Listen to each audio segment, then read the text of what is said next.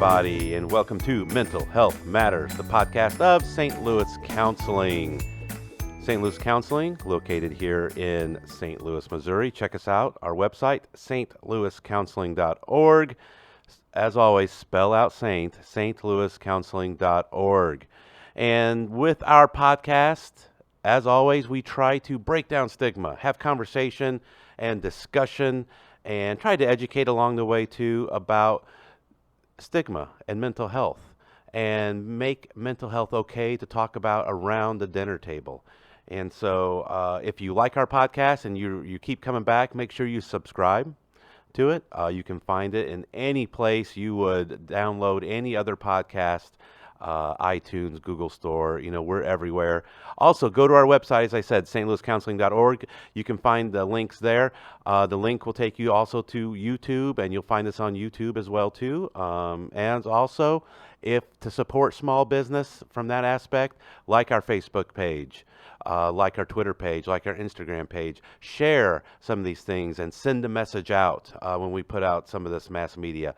So the goal is to reach the community and the masses and to be able to talk about mental health and bring stuff to light. So today is a Monday. I'm recording on a Monday today, the day after the Cubs got swept by the St. Louis Cardinals. Now, if any of you have ever listened before, you know me, you know I am a Cubs fan who lives in St. Louis. So the last few years have been great. 2015 was great. This could be a little sports talk today, but you're going to see where I'm taking you, all right? So bear with my rant to start with. But 2015, the Cubs knocked the Cardinals out of the playoffs. 16, they win the World Series. Clinched the division here at Busch Stadium.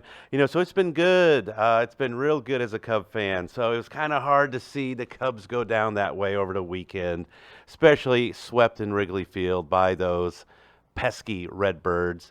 Even yesterday, I was at an event here in St. Louis, and I'm there, and they put the game on. The game was still tied 1-1. And then all of a sudden, Fred Bird shows up at this event, comes and sits by me. Oh, I mean, what else could be going wrong? And all of a sudden, they get that triple in the ninth inning. Awful.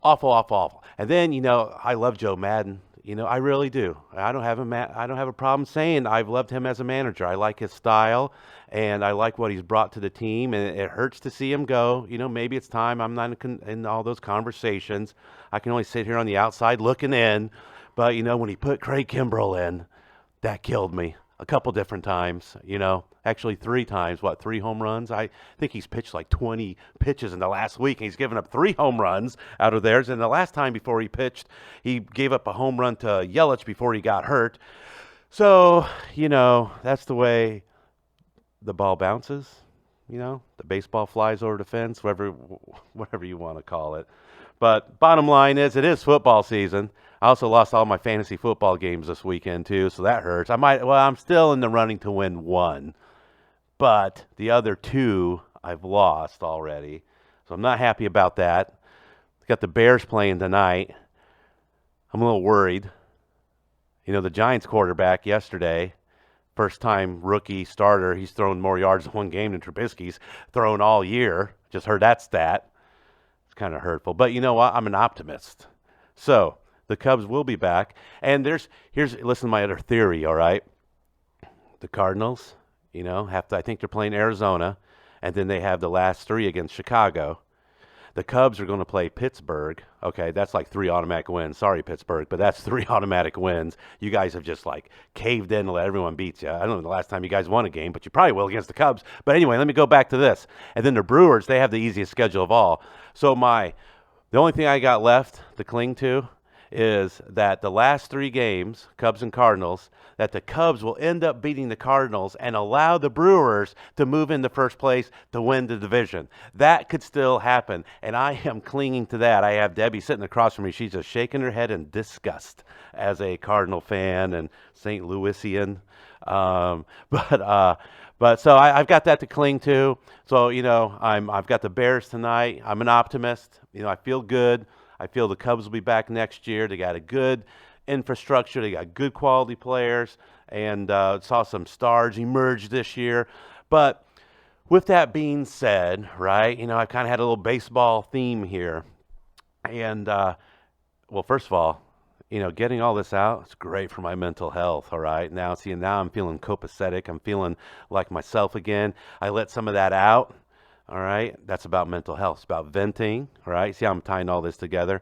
And it's about expression, not bottling stuff on the inside. So that's a way of doing it. What was that? Like 10 minutes? Not even 10 minutes, probably. That I was able to clear the air, clear my chest, and I feel a little bit better. I'm sitting up a little bit taller. I got the air going in the diaphragm. I'm breathing all the way down to my stomach and all the way out. So I'm feeling good right now, right? So one example of how you can improve your mental health by getting something off your chest.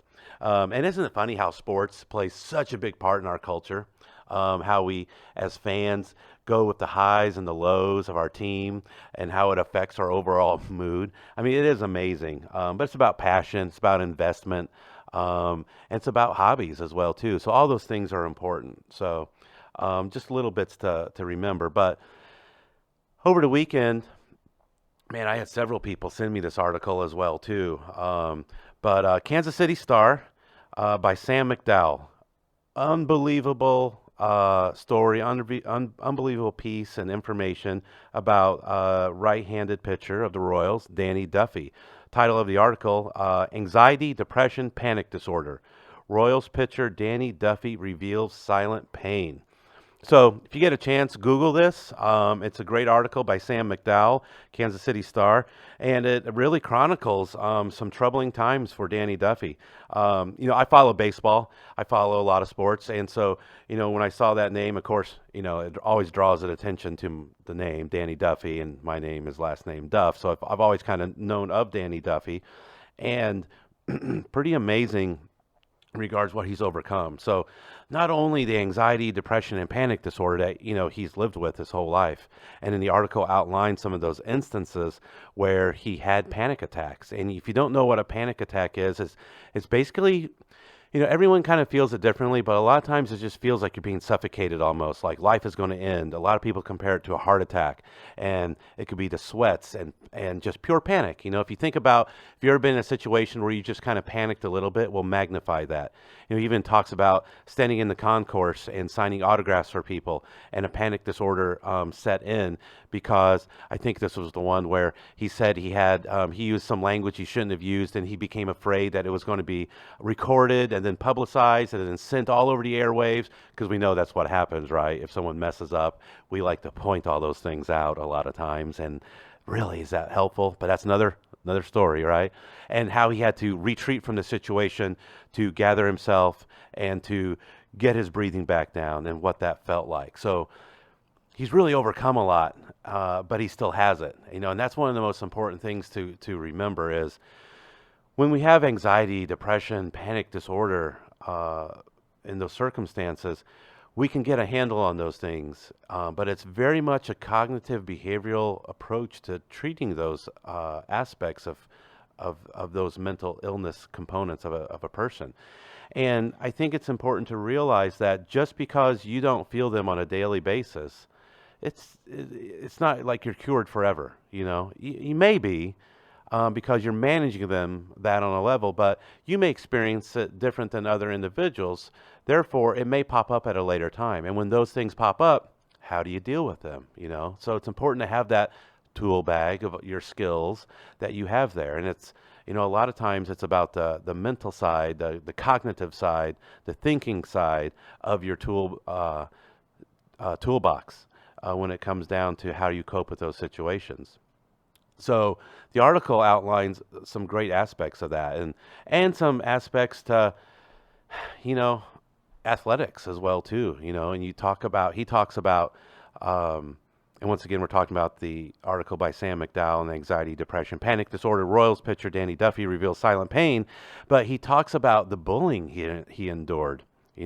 Probably because he was a little bit different even from growing up, because he was probably dealing with components of this that made him look a little bit different than other people. Therefore, kids, as we know, sometimes will pinpoint when they see somebody different and when they see somebody struggling with something, and so they may end up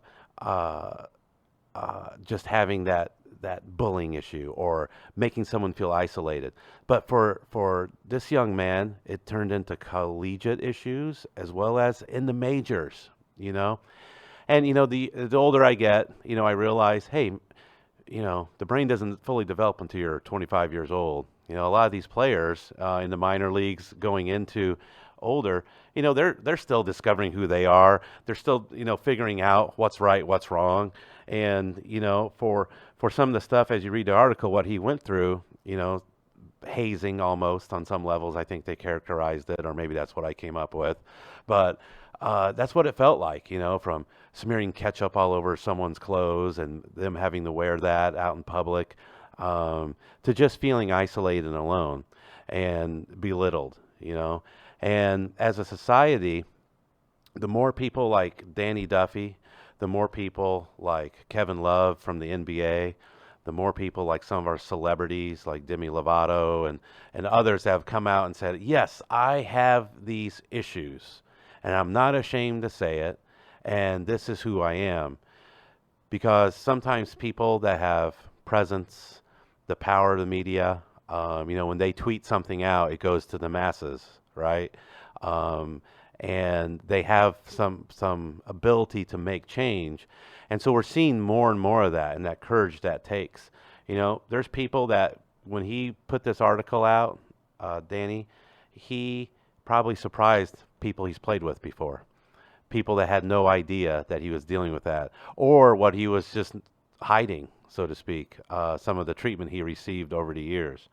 And when you think about mental illness, right, and when people are dealing with issues that are outside of another person's understanding, until we try to put ourselves in the shoes of others, we just think they're odd. We don't want to be around them. We might feel scared. And those are things that are about us and our insecurities and our inability to feel comfortable. And so we have to work on those things ourselves. So I give Danny a lot of credit for revealing this anxiety and depression and panic disorder.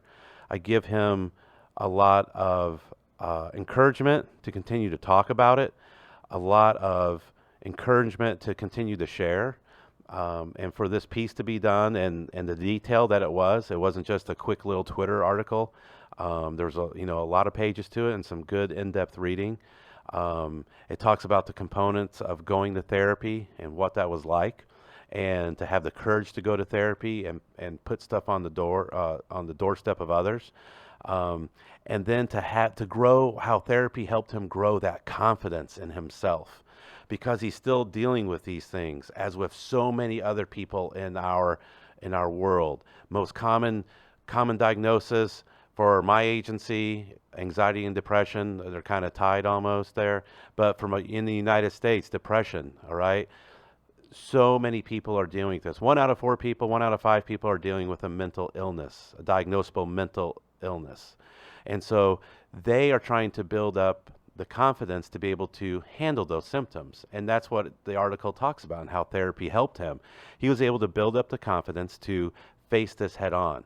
And therapy, counseling, it's like an ongoing type thing. And it's, it's costly sometimes, depending what your insurance plan is, if you have insurance or not. But if you have it, take advantage of it. It's the same thing of going to the gym 3 times a week.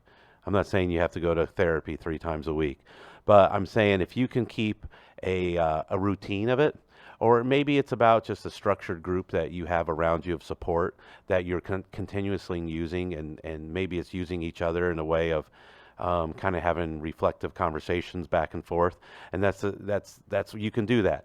But to have a healthy level of ongoing counseling maintenance is so important to our mental health. Because I always come back to the other fact, right? We go to the gym to keep our muscles in shape, right?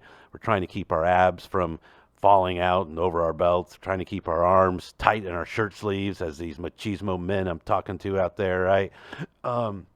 But the reality is our brain and our cognitive abilities needs just as much exercise, all right? Why wouldn't it be? Why wouldn't it be? Why would it be any different?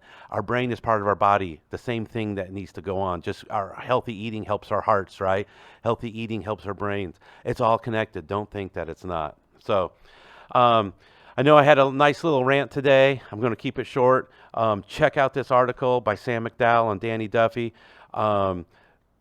Praises to Danny Duffy. Praises to Kansas City Star for putting this out there. Praise to all of you to continuing to tune in and listen to us. Hopefully you're sharing some of this knowledge. So just push it out on your mass media if you can and help us out as well too. But it helps people you care and love about. And even if you don't know people, it helps people, because what's the greater good in life, right? Can't we all be helping each other out in one way or another? So until next time, this is Tom Duff with Mental Health Matters. Check us out at stlouiscounseling.org. This has been Mental Health Matters with Tom Duff of St. Louis Counseling Services. Check out stlouiscounseling.org for more information.